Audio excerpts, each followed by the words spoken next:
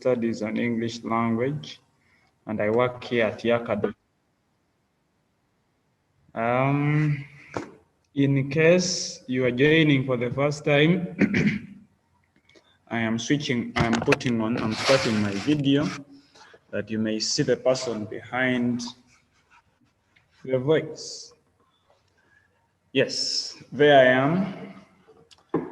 It's a good morning for all of us from this part of the country, and I believe you're also having a good morning. So we start. I'm going to stop the video, not to make the link very heavy for those others.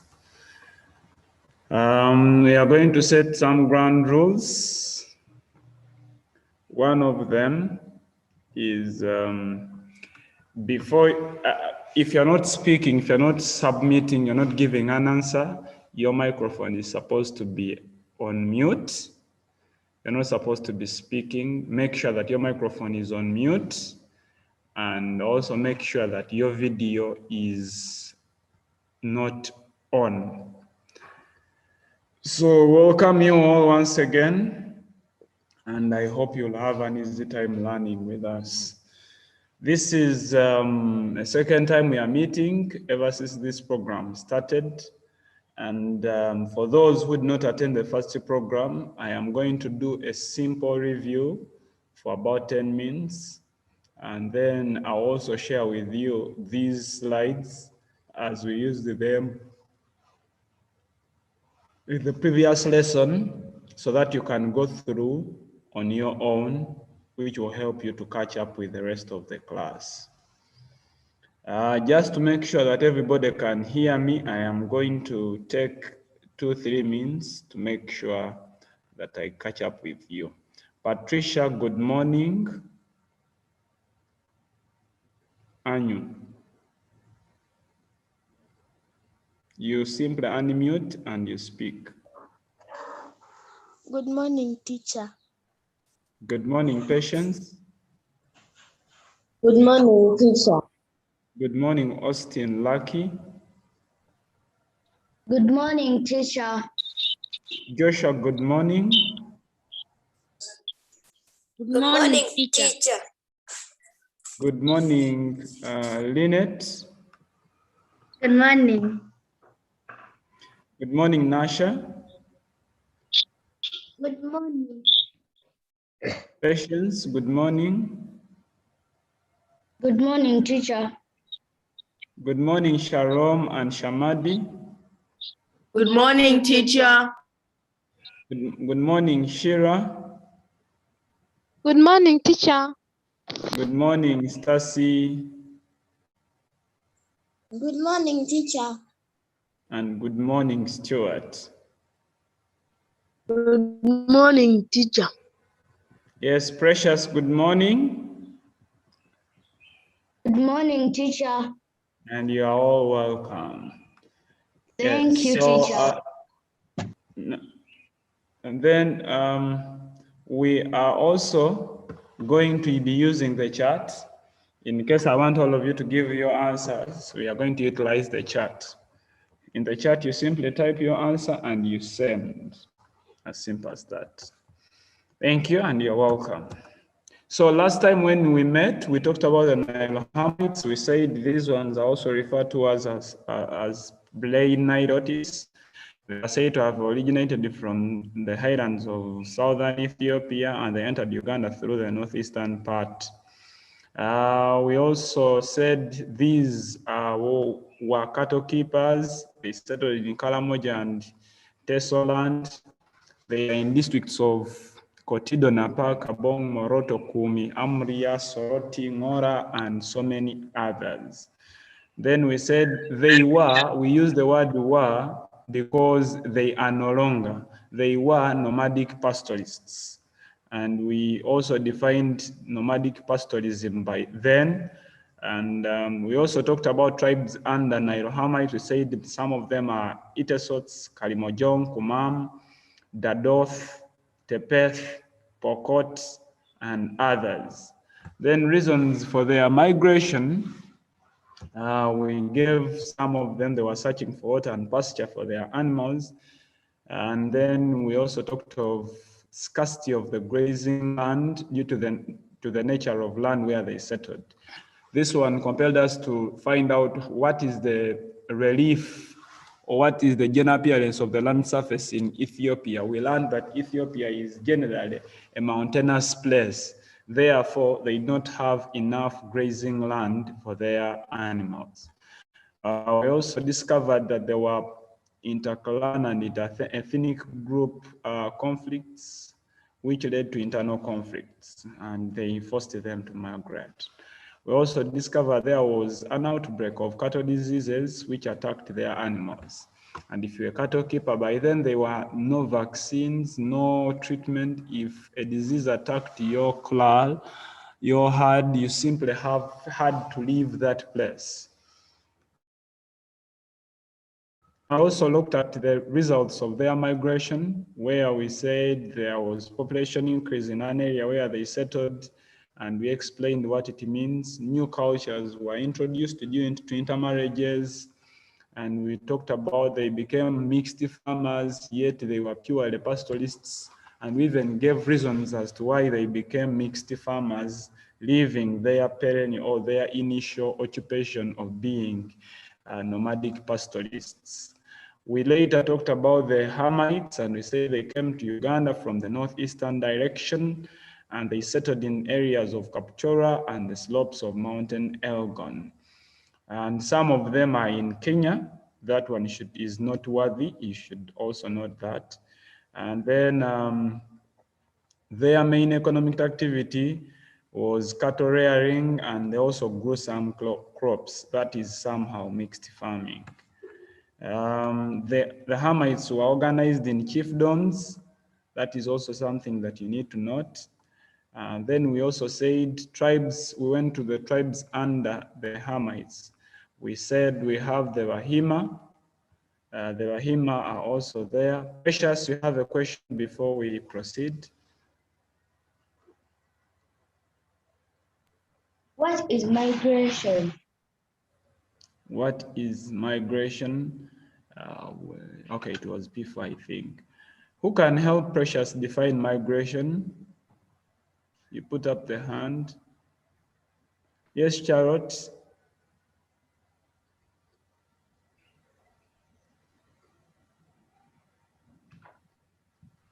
Charlotte, would you define migration? Migration is the movement of people. Say that again, Charlotte.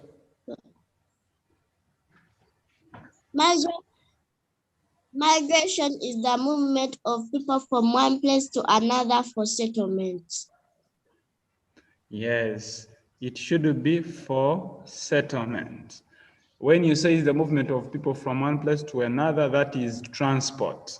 You have to add the phrase for settlement for it to become migration. So migration is the movement of people from one place to another for settlement. Precious, have you got it? Yes. Okay.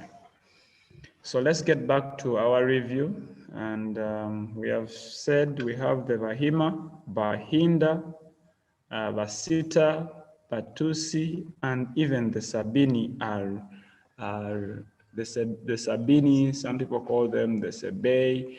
They are also under the Hamites. Causes of their migration, they were searching for pasture and water because they are cattle keepers. Then they were searching for areas with favorable climatic conditions. Some of the problems they faced were long droughts. Joy T, your video is on. Bernard, you can help us with that video. It is going to disturb us. Thank you.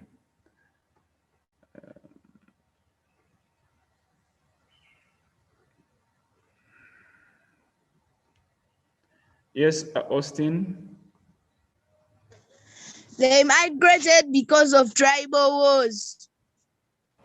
Yes, thank you.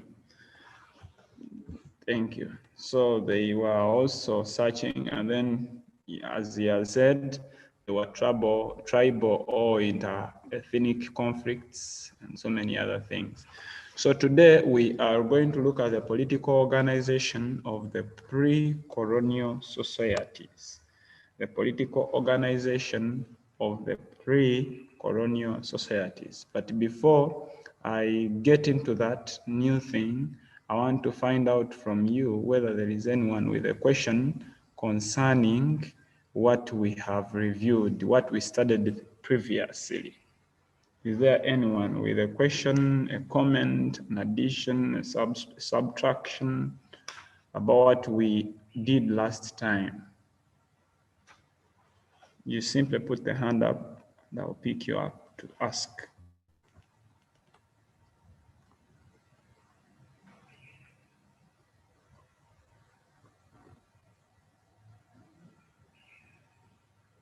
Yes. Okay, there are no questions. So I hope if a test or if questions are picked from the previous subtopic, you would excel.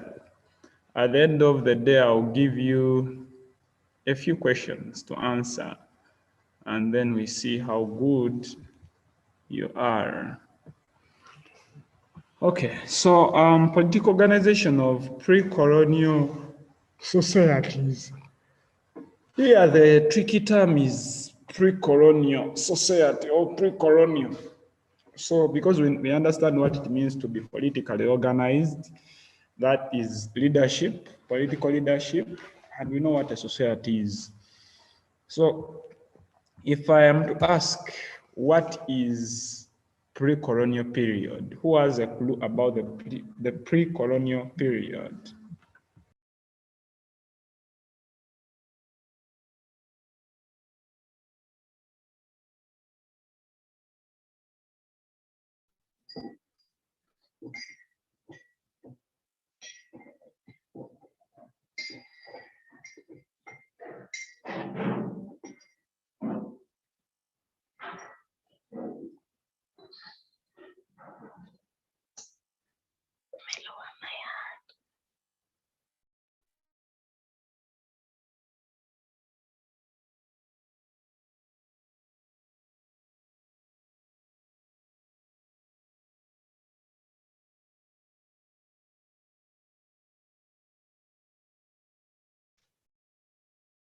Excuse me, teacher, are you still on? Yes.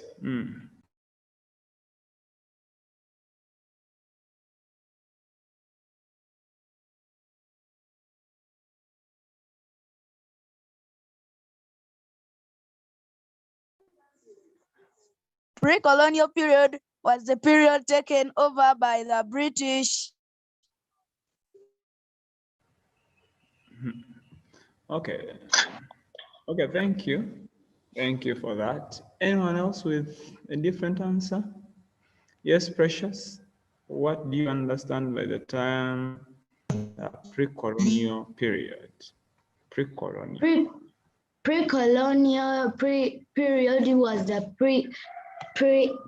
period when the British took over Uganda. Okay. Okay, thank you so much, whoever has given an answer. Lynette has just reminded me that we not look at the Sudanic people. We'd not look at the Sudanic people. We shall find time and we'll look at them, the Sudanic people. But those of you who have notes, you can read. They are not, that subtopic is not so big.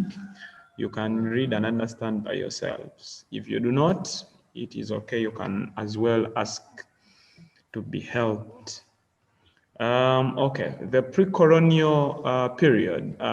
When I look at this word pre-colonial with the eyes of English, I see two words. I see pre and I see colonial. Pre, that means before. Every time they say pre-primary, that is before primary. Pre-secondary, that is before secondary. Pre-March conference, that is before March. So the suffix, rather the, yes. The prefix pre stands for the word before. The prefix pre, it stands for the word before. So when I see pre, I understand that is before, and then I see colonial. That is, colonial is an adjective from the word colony. That is making something to be colonized. So this is the period when before the British took over Uganda. Namuyimba, we were writing in our things. Please erase them. Yeah, we are waiting for you. That is the pre-colonial period. So let's get to, this was the period before Uganda was taken over by the British. This was the period before Uganda was taken over by the British. You know that the British colonized Uganda in some books say 1895, others say in 1905 after the Buganda Agreement. But we shall go with the one of 1895 because that's when the Heligoland Treaty was signed between Germany and Britain. So before that period of time, Uganda was living. There were societies in Uganda, and those societies are considered to be pre-colonial societies. So this was the period before Uganda was taken over by the British. I hope that makes sense to all of you. Bernard, would you help us with this that is on our screens because I don't have time? And then Namuyimba, stop drawing on our screen, please. Thank you. So we get to, okay. Majority of the people came from neighboring countries like Rwanda and so many other countries. The colonialists, the country Uganda lived was there, and there were people in it, and these people had migrated. We are just from looking at migration patterns, how people came from South Sudan, how people came, that is Bahel Gazelle, how people came from southern Ethiopia, how people came from Adamawa Highlands in Cameroon. So they migrated. Others came from Asia, especially Indians and Pakistanis. So this is how the people, before the coming of colonialists, were organized. They were organized in kingdoms. They were organized in chiefdoms, and they were organized in clans. They were organized basically in three major types: in kingdoms, in chiefdoms, and in clans. How did Ugandans rule themselves before the coming of the Europeans? We have already looked at one. They ruled themselves under kingdoms. They ruled themselves. There was a government led by a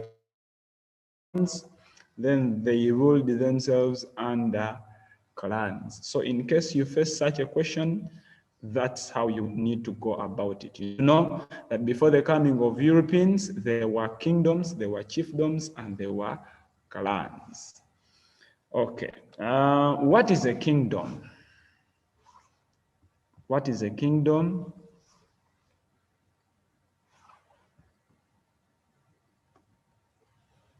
Yes, Lynette. Yes. A kingdom is a place ruled by a king.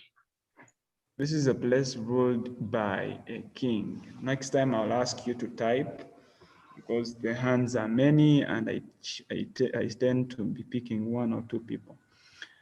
Alia Buyinza, you are welcome.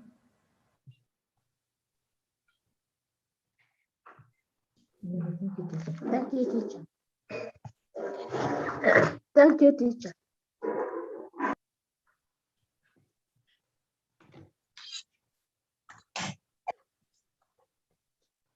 Buyinza Alia, you are welcome. So as Lynette has said, a kingdom is an area ruled by a king. What makes a kingdom is having a king.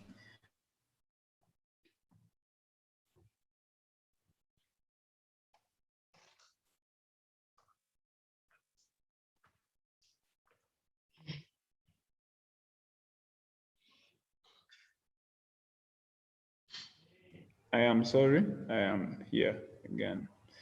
Okay, I was saying that what makes a kingdom is having a king. Okay, without a king, there is no kingdom or a queen. So there must be a traditional leader called a king or a kingdom.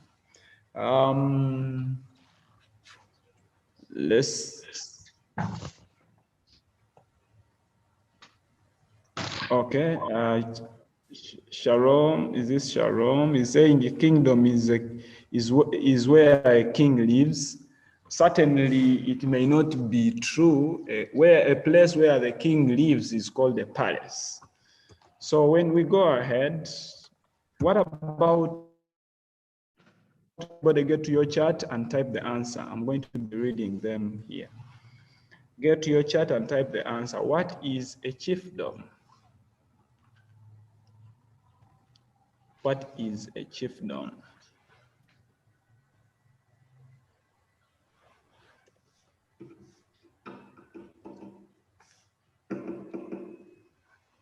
What is a chiefdom? I don't see an answer yet.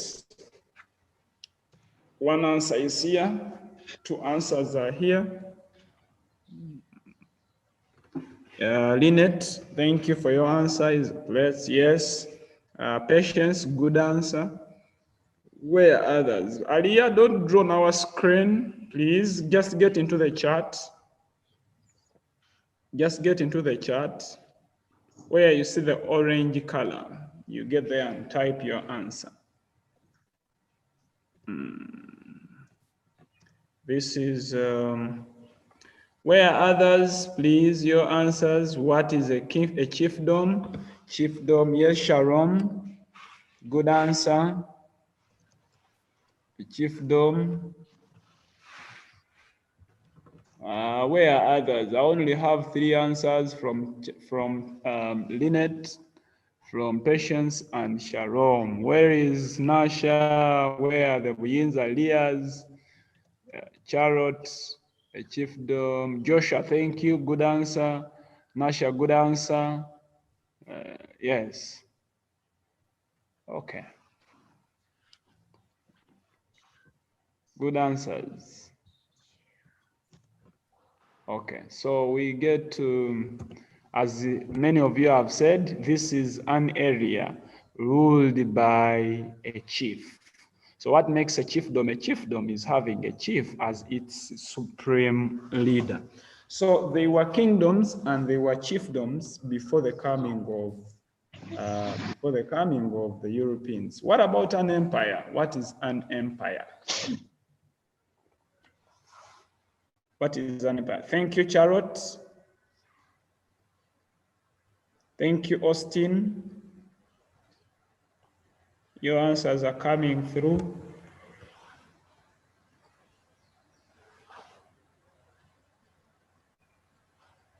What is an empire?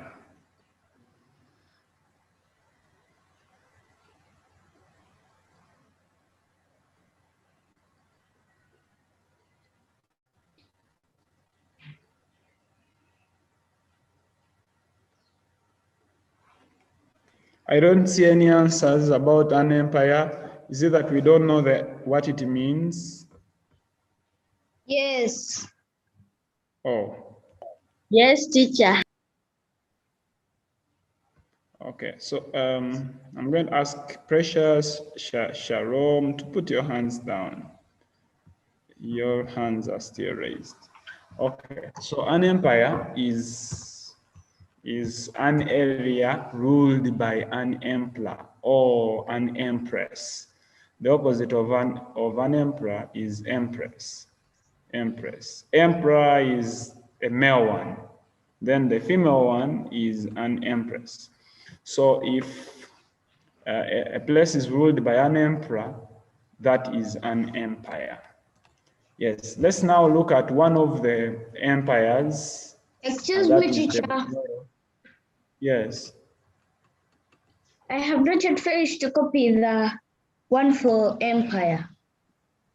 I'm going to send you the slides. You will be able to finish up, okay? Okay. Okay.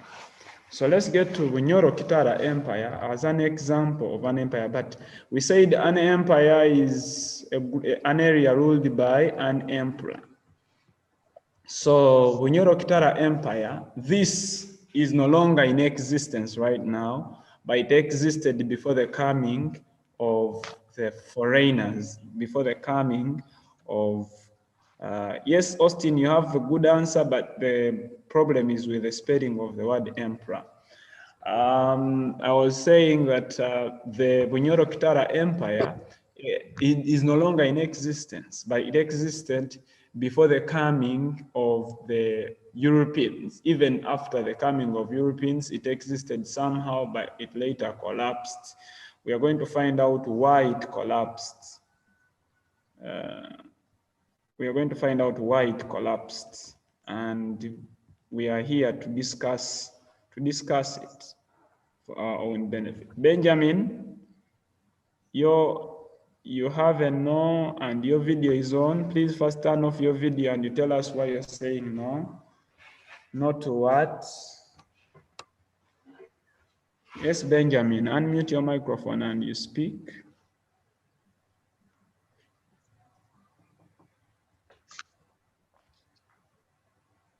Benjamin, not to what? Nothing, teacher. Okay, thank you. Excuse me, teacher. Yes, you are excused. May I please have the spelling of emperor? Oh, the spelling of emperor. The spelling of emperor is there. Do you see it? Yes. Yes. The female is called an empress. The E, the empress. You need to look it up in the dictionary. You will find it. But it is E-M-P-R-E-S-S, empress. Okay. Thank you. You're welcome.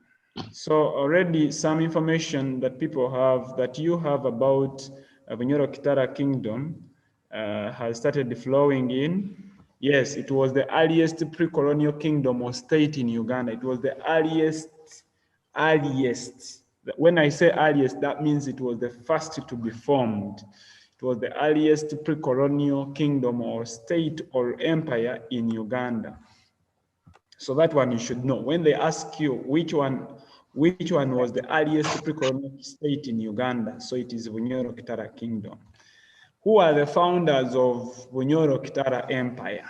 Who are the founders of Bunyoro-Kitara Empire?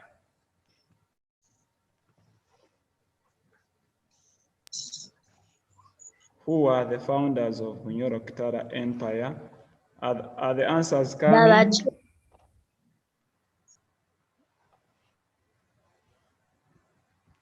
Someone is saying the Bachwezi.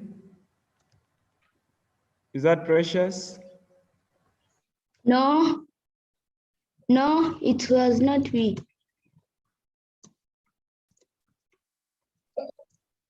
Yetembuzi.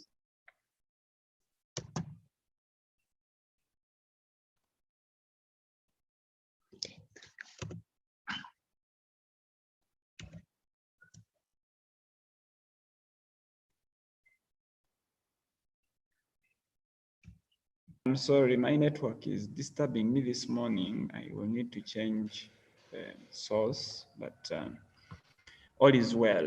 Some people are saying the Batembuzi, Babito, Bachwezi. Good ideas, good ideas. So the Batembuzi were the first rulers of Bunyoro. So that means they are the founders. So when they ask you who were the founders of Bunyoro-Kitara Empire, the answer is Batembuzi. The first king of the Batembuzi was called Ruhanga, and his brother was Incha. So you need to know that. Who was the first king of the Batembuzi? That was Ruhanga, and his brother was called Incha. The last king of the Batembuzi was Isaza, and Bunyoro covered the whole area of the Inter-Castrian region. So that is also noteworthy. So the last king of the Batembuzi was Isaza. And then the Bachwezi replaced the Batembuzi. So when the Bachwezi failed, they were replaced by the Batembuzi. These were ruling dynasties, ruling clans of Bunyoro Kitara Empire. The first ruling clan was the Batembuzi, and it was headed by Ruhanga with his brother Mcha. And then they ruled for so many years, but their last king was Isaza. Then they were replaced by the Bachwezi. The first king of the Bachwezi was Ndahura, the grandson of Isaza. So Ndahura was the grandson of Mtembuzi, called Isaza, though he is considered to be a Bachwezi. The last king of the Bachwezi was Wamala. The last king of the Bachwezi was Wamala. That is also noteworthy. The Bachwezi were displaced by the Ruo Babito dynasty. The Bachwezi were displaced by the Ruo Babito dynasty. So that is the timeline for Bunyoro Kitara Kingdom, about the founders and how it is right now. So both the Bachwezi and the Batembuzi are believed to be demigods. They are demi or semi-gods. They were, because they used to perform signs and wonders. They could hold up rain, and that's why they were considered. That's why they were considered. Benjamin, check what you have done to us.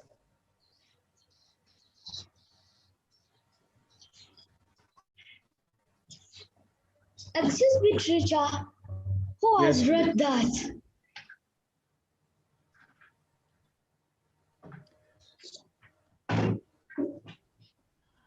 Okay, so that is the brief information that we can give about the Bachwezi, rather Bunyoro Kitara Empire. It does not cover everything. You will need to continue reading and finding out more about them, but this will help you to answer very many questions about the Bunyoro Kitara Kingdom. Okay, so we continue. Let's continue with factors which led to the collapse of Bunyoro Kitara Empire. Just as I told you earlier, the Bunyoro Kitara Empire is no longer in existence. It is no longer in existence. It collapsed. One, it was too large for it to be led by one king. The kingdom was too large that one king couldn't manage leading it, and that one brought about its collapse. As you may remember, previously we have cited that the Bunyoro Kitara Kingdom occupied the entire Inter-Castrian region. Remember, we even defined what Inter-Castrian region, the region between the Great Lakes of East Africa, Africa, and Uganda. So it occupied the entire Inter-Castrian region, stretching far to Kenya, stretching far to Tanzania. It was too large to be ruled by one king, and that one brought about its collapse. Someone already sent it, the death of their beloved cow, Bihogo. When their cow died, that one contributed to its collapse. Internal and external wars, and then the coming of the Ruo Babito, that dynasty from Ruo, from Acholi sub-region, came and fought and defeated the Bachwezi, who fled, and then they took charge. Then the outbreak of epidemic diseases, we have discussed this for so many times, and we have learned that they used not to have vaccines. They used not to have vaccines. Once there was an outbreak of diseases, they would definitely just move. So someone has just sent the Ruo invasion. It is the same as the coming of Ruo Babito. Okay, let me check. Internal and external conflicts. Thank you, Lucky. Thank you, Lynette. Thank you, Patience, for your submissions. Then outbreak of famine. There was a great famine that struck the area, and it forced them to migrate, to leave, which brought about the collapse of the empire. Now, even even if they left, they contributed. There are things that are still in existence right now because of the Bachwezi, because of the Bunyoro Kitara Empire under the rule of the Bachwezi and the Batembuzi. We are going to categorize them in 2, 3. We are going to look at those that are economical, because sometimes they can ask you to give the economic contribution of the Bachwezi in Uganda. They introduced long-horned cattle. The cows that are long-horned were introduced by the Bachwezi. Someone is talking about Omweso. Omweso is not economical, it is social. We shall look at it under social contributions. Then they introduced iron smelting, making of things, of tools out of iron. They also introduced backcloth making. That one was introduced by the natives a lot of money. Benjamin, you have started again. Benjamin, please stop writing in the screen and annotating the screen. Don't annotate it, please. Don't annotate the screen, please, Benjamin. Don't annotate the screen. Okay. Teacher, could you please disable annotating on your screen from that side? You disable it. Oh, let me try.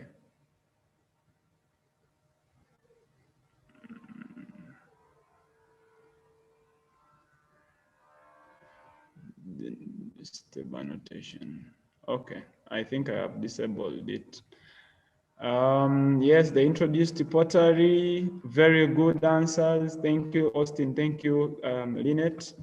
Good answers. And they also introduced coffee growing and pottery, as you have put it. So these are some of the economic contributions of the Bachwezi in Uganda. Economic. So when they tell you to give economic contributions, don't give the social ones. When they tell you to give the social ones, don't give the economic ones. So you have to be able to categorize them the way they are, the way they are. Yes, coffee growing. So we have looked at about 5 of them: long-horned cattle, iron smelting, backcloth making, coffee growing, and even pottery. Luck, your hand is up. What do you want to say?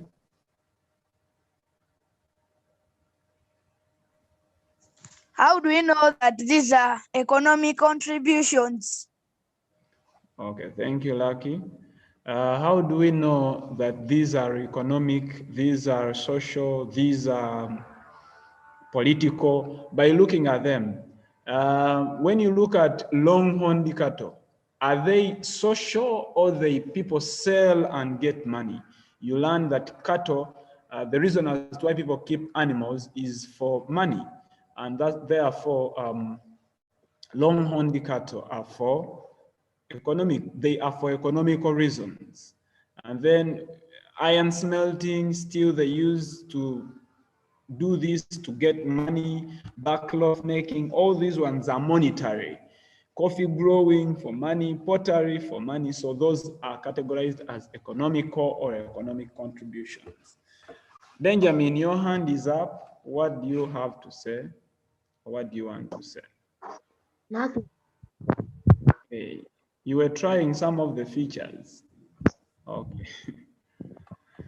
So under social contributions, they introduced new games like Omweso. That was introduced by the Bachwezi, and even up now, it is still here. Yes, someone has reminded us of an economic contribution, and that is salt mining. That is economic. Thank you so much. Benjamin, please. Turn off your video. It makes yeah, thank you, Benjamin.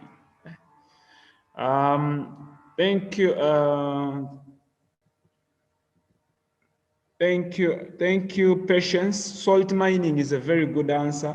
It is a socio-economic, it's a social, rather it is an economic contribution.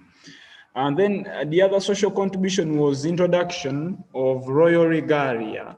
These are royal symbols used by kingdoms, like building the papyrus reed palaces that was introduced by the Bachwezi, and even the stool, the spears, and stuff like that. But maybe we shall look at them under political contribution. Now let's get to the political contributions of the Bachwezi. Yes, Mwanguza has put it well. Economic is business work, something that is related to money. If a contribution is related to money, then that is an economic contribution. Lynette, your hand is up. What do you have to say? What do you want to ask? Yes, Lynette. They introduced building of reed palaces. Yes, they introduced the building of reed palaces. So they introduced, one of their political contributions is that they introduced centralized system of governance, where we have a king, a prime minister, we have clan heads in that way, from top to bottom. That centralized system of governance was introduced by the Bachwezi. They also introduced the hereditary rule. Hereditary in the nature that when the king dies, we don't go and start looking for the king. Who can be our king? Who can be our king? We know that when the king dies, there is his son who is supposed to be the king. After his son, there is another person who is supposed to be a king, just like that. Yes, Lynette. They introduced centralized government. That is what we have just talked about, centralized system of governance, where we have someone on top, then another one who follows, like the king, the prime minister, then clan heads, and all those others. Your hand is still up, Lynette. They introduced hereditary rule. Yes, it is right here on our screen. Yes, Austin.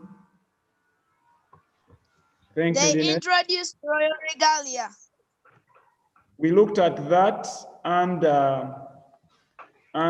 social contributions, but it is also somehow political. They also introduced, Lynette told us about the building of reed palaces. If you go to the palace, you will find that even up to now, the Kasubi tombs, they are surrounded by reeds. So these regalias, or the royal traditional symbols of power, included spears, drums, royal tombs, and then stools, and robes, what they wear, and arrows, and even shields. Those are some of the royal regalias. So let's get to our final point today. That is title of the leaders that we have in Uganda. After Bunyoro, we are going to look at Buganda when we meet again. So we have Buganda, and their head is called the Kabaka. If I'm to remember very well, the Kabaka of Buganda is called Ronald Muwenda Mutebi. Ronald Muwenda Mutebi, if I'm to remember very well. And then we get to another tribe, that is Bunyoro. Bunyoro, their king is given the title of Omukama, and the current Omukama is Solomon Gafabusa Iguru or Kabiri, the second. Then we have Ankole, their king is given the title of Omugabe, who is not there right now. We have Toro, their king is given the title of Omukama, and Lynette can tell us the full names of the Omukama of Toro because she lives in Toro. Lynette, who is your Omukama?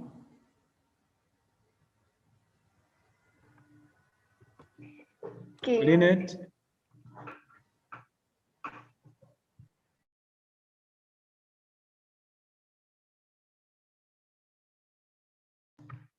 King Oyo Nyimba.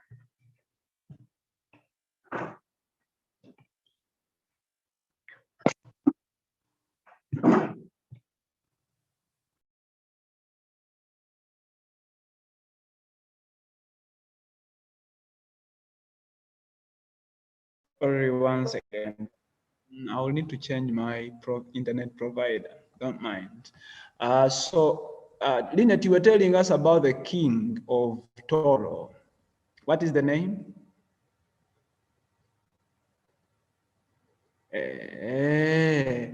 Someone comes from Tororo. We are going to also reach you. So the Omukama of, yes?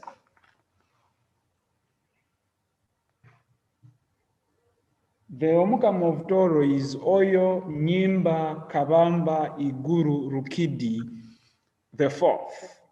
Oyo Nyimba Kabamba Iguru Rukidi the fourth. That is of Toro. Then of Busoga, Chabazinga. Chabazinga. Who is from Busoga here? Is there anybody from Busoga?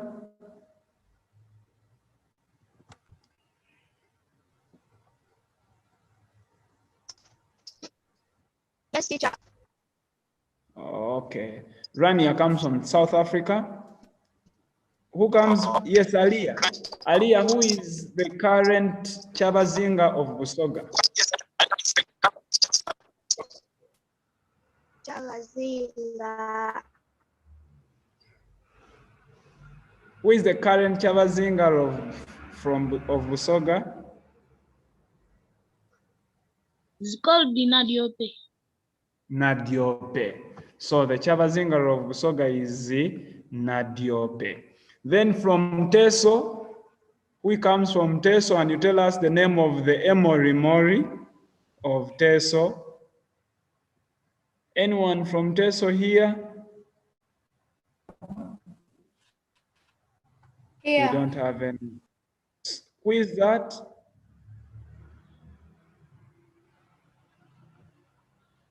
Anyone from Teso? Nobody is from Teso. Okay. So the Itesots have Emori Mori, Nasha. Nasha, you come from Teso. No, it's my mom, but the name is Emorimo Papa Osuban. Osuban Augustine, right? Emory Yes. Mori, Papa Augustine Osuban. That is the current leader of the current Emory Mori, the king of the Itesots. Then there is Cheryl. Cheryl, you come from Teso? I didn't know. Cheryl, Yes, do you know your king?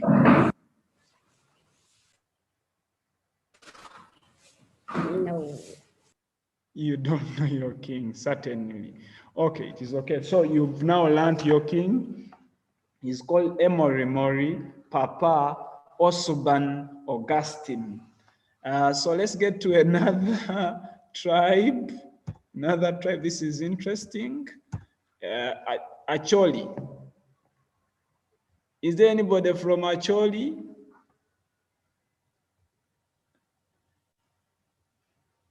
Hey, Austin's friend, his uncle is the king of Busoga. Wow. The Chabazinga. Okay. Anyone from Acholi? The title given to the king of Acholi is Roth, or Roth. And the current one is David Onen Ochana II. David Onen Ochana II. And then from Renzururu, that is Omusinga, people from Kasese, Bundibujo, they are led by Omusinga, and the current Omusinga is Charles Wesley Omumbere Iremangoma. Charles Wesley Omumbere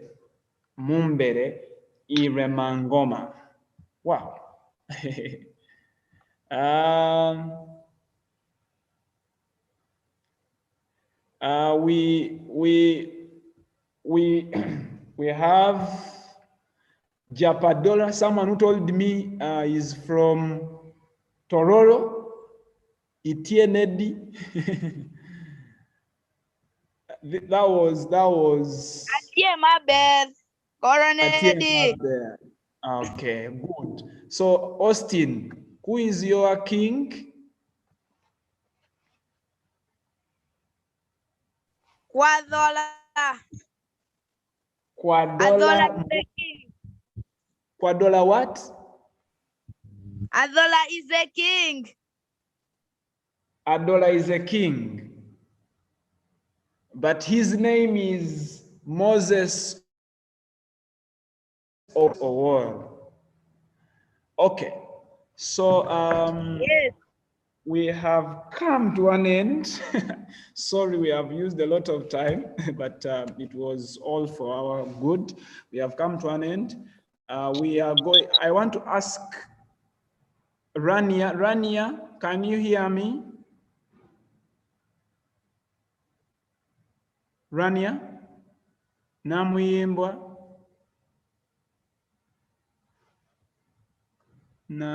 Namuyimba. Namuyimba, Rania, can you hear me?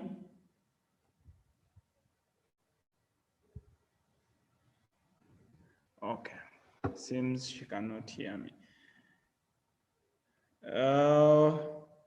Namuyimbwa Rania has lost her microphone.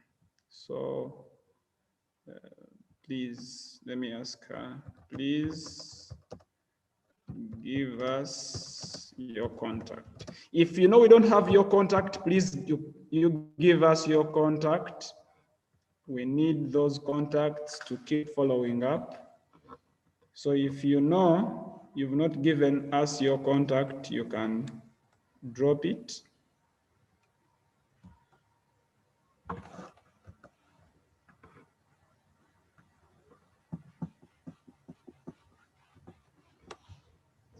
Excuse me, teacher. What do You're you mean? excused. What do you mean? Should we put? Yeah, you if can type them. You can type them in the chat. You can We type them in type the out. chat.